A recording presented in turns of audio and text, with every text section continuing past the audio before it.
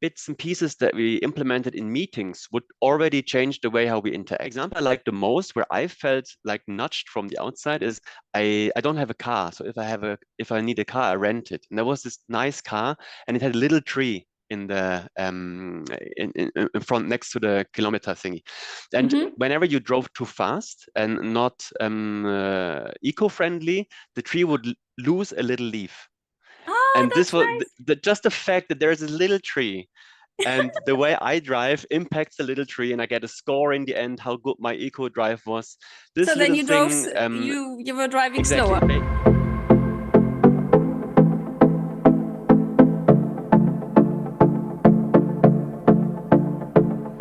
Systemic nudges, and why are they so useful for corporate improvement and change?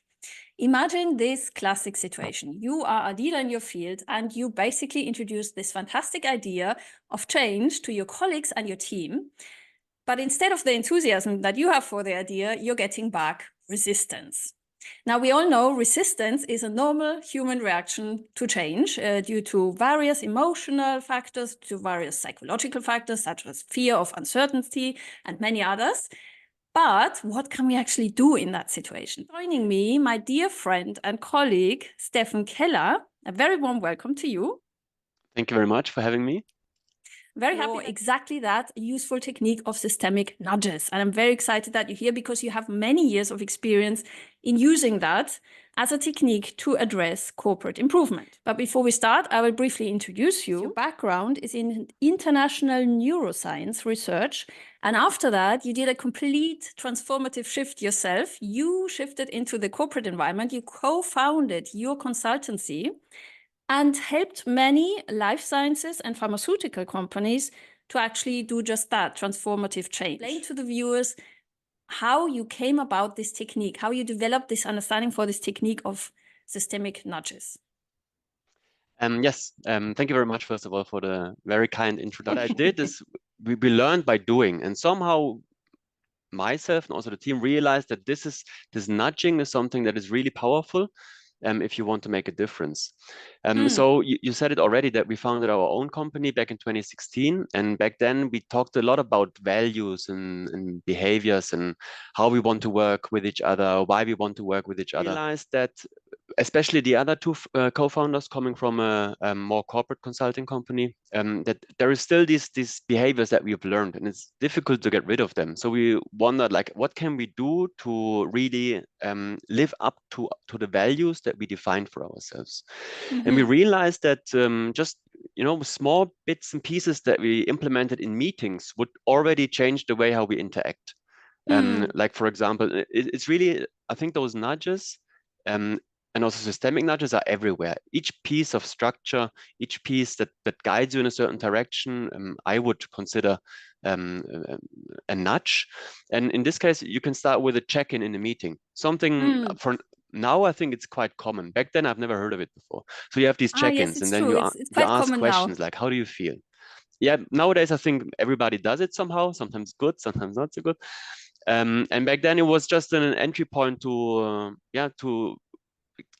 to be interested in each other and talk about our emotions. So we always had these questions about how do you feel and what is bothering you, what do you need to get rid of. So these tiny questions, it was a 2-minute slot in the agenda, just open us to be more vulnerable and talk about our emotions. Characteristic of systemic nudges also is that they're very small, right? It's not a big, huge new structure that you introduce, but like in this example, you introduce a tiny little structural change in a meeting, for example, to say in each meeting we have a check-in, and it's small. That's the character. Exactly. So a nudge is nothing crazy. I mean, systemic nudges can also be like really policies or something similar that really guide behaviors, but it can be something really small, like this 2 minutes. And the 2 minute changed how we interacted. And the example I like the most, where I felt like nudged from the outside, is I don't have a car. So if I need a car, I rent it. And there was this nice car, and it had a little tree in the in front next to the kilometer thingy.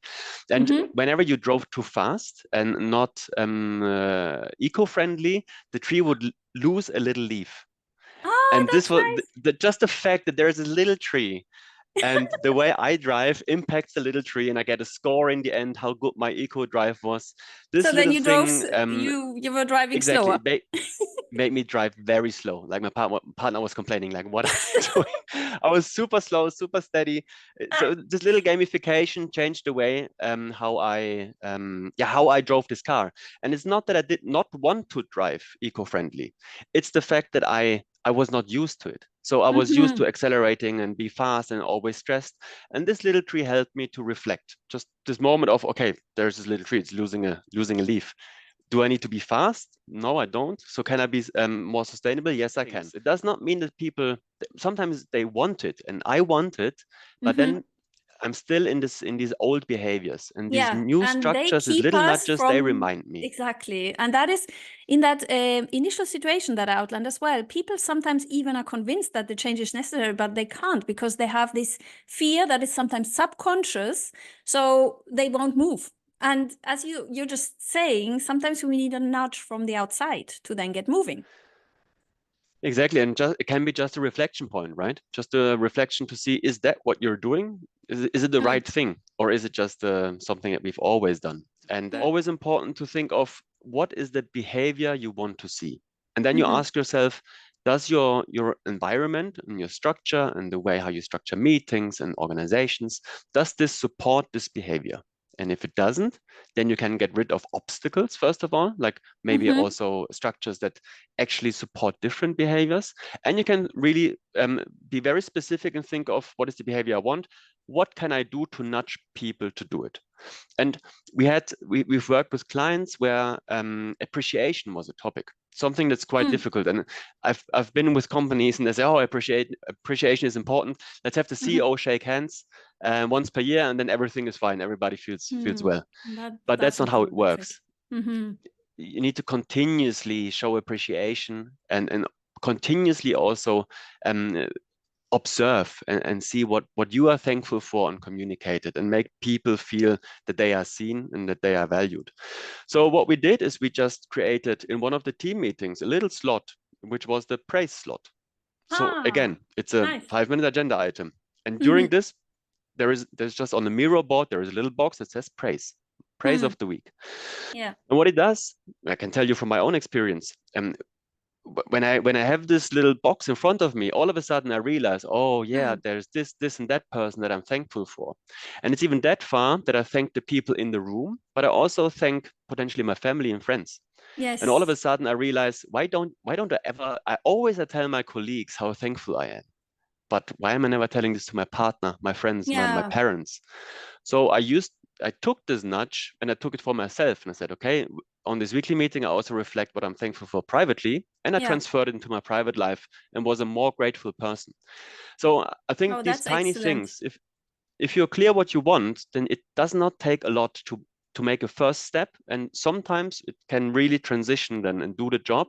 And you create an environment where it's common to be thankful, where everybody's praising each other. And then you make it a habit and it's part of your culture all of a sudden. And it exactly, as you just outlined so nicely, it then grows into something that is normal. And as soon as we perceive it as normal, as part of usual habits, then it's culture. Because people always say, oh, cultural change is something really big, something really complex. But it is not, if you think a bit of it as small systemic changes. And you just gave examples so nicely in terms of describing how these what does it mean systemic. So if we understand you correctly, it's basically small things that we change in the environment, could be in the context, in the room, in the architecture, in a meeting structure, in the way in which we also words, right? In the way in which we call things. Because, for example, praise slot is a new title for a deliberate time box, right? So if you had not called it like that, it wouldn't exist. Exactly.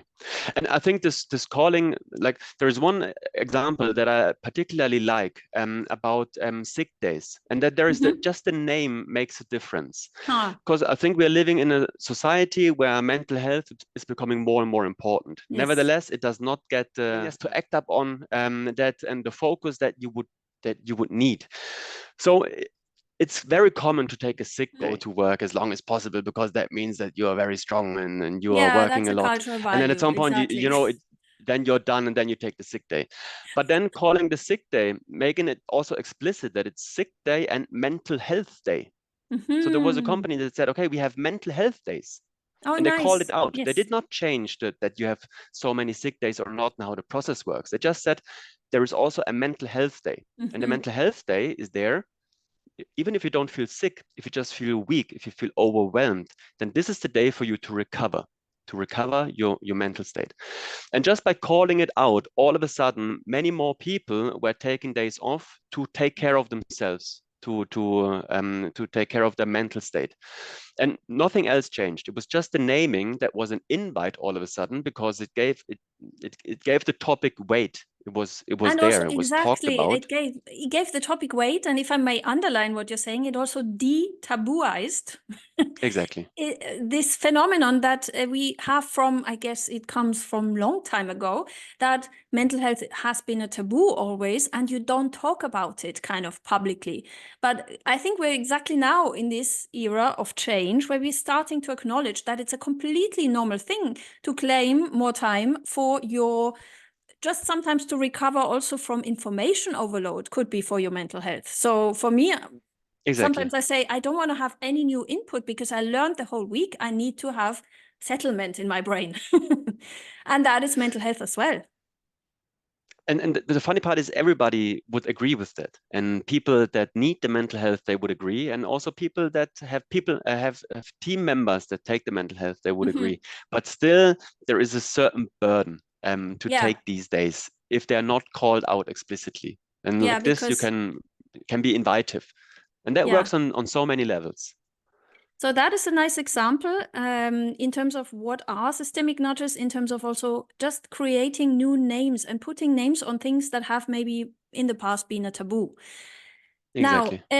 what are for you, I mean, from your experience, for the viewers and for those individuals that are watching and thinking, okay, how can I apply this to my own organizations? Are there any key concepts they could look up for this approach? Or what would you recommend how they could even apply that to their own lives? Yeah. Very good question. I guess by now most teams, most companies, they are like maybe one step back. For me, really everything is value and behaviors driven. For me, Hmm. it's you want to have certain values. They are defined through certain behaviors, and those behaviors you can nudge. Hmm. So for me, seeing now, looking into different companies, I think most companies have a set of values by now. Very often it's very empty. So as a first step is also to think of like what is transparency? What behaviors define transparency in our environment? Ah. And then Mhm. you will see it's, I don't know, it's sharing of failures, it's sharing of information, it's transparent performance management, it's whatever it might be, transparent decision taking. And then you need to be clear, okay, what is transparency in our case? And as soon as you are, you can then work on it. If you say transparent decision making is one of those behaviors that Mhm. we want to have within the team to be clear if somebody gets promoted or whatever, then it's very clear. Then have a look at the structure around decision making. Is there any Mhm. structure? Or maybe there is not. Then maybe you want to bring in some structure and define it. Maybe you just create a little step that says, when announcing a decision, I need to, there is always the part of explaining why. These were the key concepts. This is how the process went. This is how I took the decision. This is my final conclusion. And that already, again, is not much. It's just another breaking point, a stop sign where people before announcing it, they say, okay, let's reflect. What was the decision? Why did I take it? Let's announce it to the team together with the actual announcement. And like this, you then, you create, you role model these behaviors. Mhm. You create a system that nudges those behaviors and role models them, and then it gets into the DNA of the team, and it will be very common to Ah. talk about certain things and to share certain things. And this is just an example that now comes to my head, but there is tons of ways how you can structure aspects of your work to nudge certain behaviors. And it's really up to you just to be clear on what behaviors you want to see. The Mhm. structures, do they serve those behaviors or not? Get rid of the Mhm. ones that don't, and think of smart and low cost nudges and structures that support exactly those behaviors. And depending on in which area you see the need to act upon, there's a totally different set of nudges. And the most beautiful thing is about our world that you don't need to invent anything.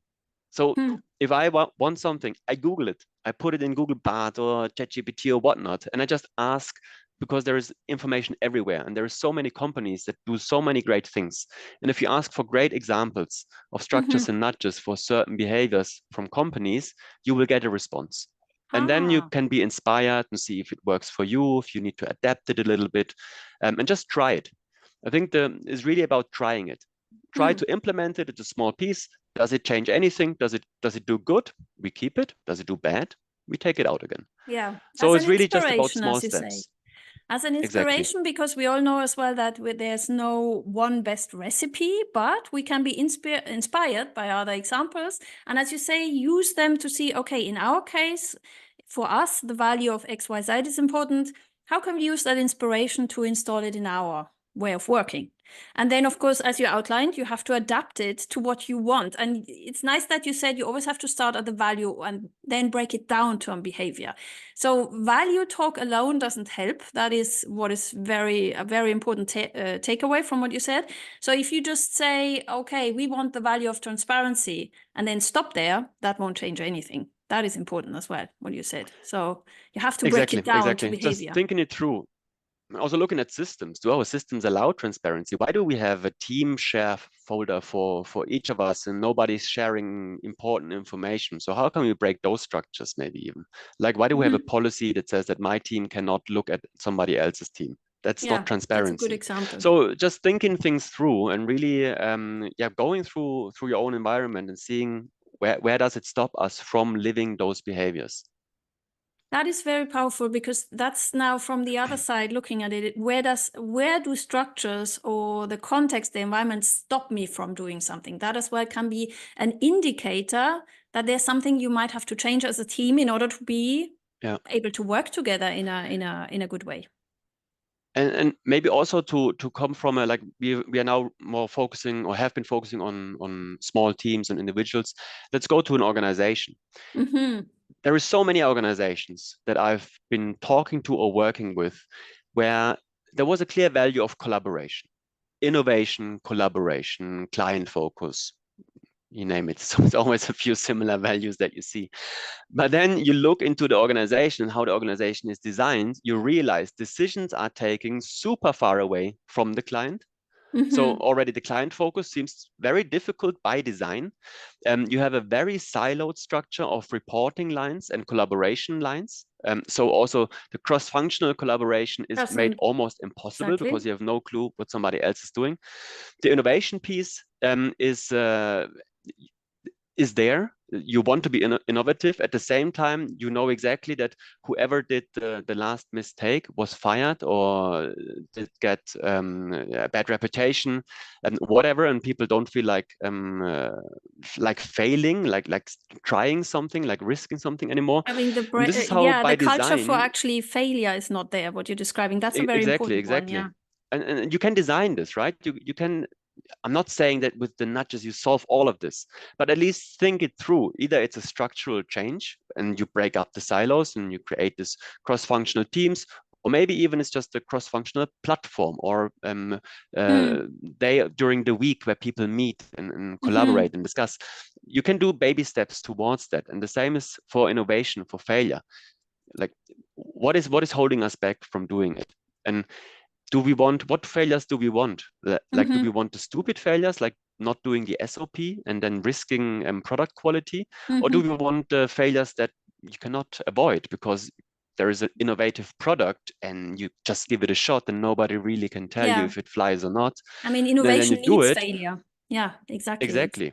And there is the Moonshot Factory, actually. I think it's from Alphabet, a sub company. And what they did, super innovative. And what they do, for example, that's also a way to nudge it. They say, if you can kill a project, then we celebrate. So if you present your project and they find the reason why it cannot fly, then they have a big party because they saved a lot of money. So it's a different mindset, differently looking at it. And you can look differently at it by treating it differently and by creating, again, nudges. You say, okay, whoever kills my project gets a bottle of champagne. And then you have a good conversation. As you know, failure is part of the process. And now we are on the level of so organizational design, exactly. So the art of systemic nudges can be taken, as you just outlined, to the organizational level, and that is what I call really, it's an art of organizational design, because the structure creates our behavior. It's a huge part of it, and this is also what I find so interesting, where we have this kind of tendency to always analyze behavior just from individual psychological factors, as the individuals have their own psychological, background for acting in a certain way. But there is also social psychology, and social psychology is mainly steered by what you just outlined, by the system. And the system is the structure we create, and the structure, what it is the way we organize how people work together. And that is so powerful, and it's always underestimated. For me, it's 50-50. 50% is what the individuals think and feel and how they act. And the other 50% is the structure, the system, the culture we live in, the organizational design, the way we organize, as you outlined, a decision-making process, and how they are intertwined. And that creates our behavior, because we also behave in a group. And that is usually completely ignored. So yes. you just So what usually that. happens is you say, oh, we want to be this and that, and we need to have a mindset shift and whatnot. And I think it's very important to have this mindset shift, to understand why do you want to go there, and to really want it, to understand like this is adding value, this is where we want to go. But at the same time, you will never, and I'm not a person to say never or always, but in this case, maybe I take it back. It will be very difficult to bring this through if you don't change the structures that define how people interact with each other and what behaviors they show. So for me, this is always the next step, and it goes together. You need to have the mindset, and you need to have the structure and nudging systems, incentives to support it. And what I very often see, I call it company schizophrenia, is where you have values and behaviors that you want and that everybody believes is needed. But at the same time, you're running a system, like an organizational system, that's still built on 50 years ago, on values and behaviors that you wanted 50 years ago when the world was a different world. So it's really important to also reflect that in your architecture and in the way how you organize work and organize people. That is so insightful, because now, as a final point, you also underlined the important thing of we're going into a completely new era at the moment. And this new era also means not that the way in which we did business some 20 years ago was not valid. It is just not valid now. So exactly. Actually, if those of the viewers who are part of large organizations, I think it is the duty of every large organization now to assess what you just described. Are our values still up to date with the new era that we're in? Because they might have served in 1990, let's say, but they might not serve now. Yeah, and I think even that the values in most companies looked at already, but the organization and the behaviors not so much. And as you said, like it was amazingly powerful. Like those structures that we are working, or that the big corporates have been working in a traditional organization, have been super powerful and brought us where we are as a society.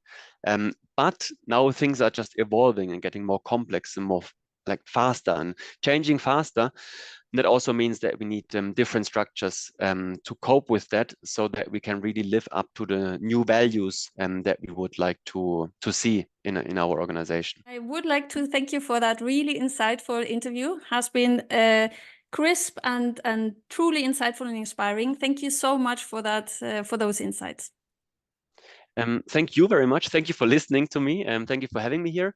And maybe one last sentence to the audience is, it does not need to be a big thing. Just think of a tiny bit that you would like to change in your environment, and think of a smart nudge, something that makes it easy for people to show exactly this behavior, and just start small and see it evolve.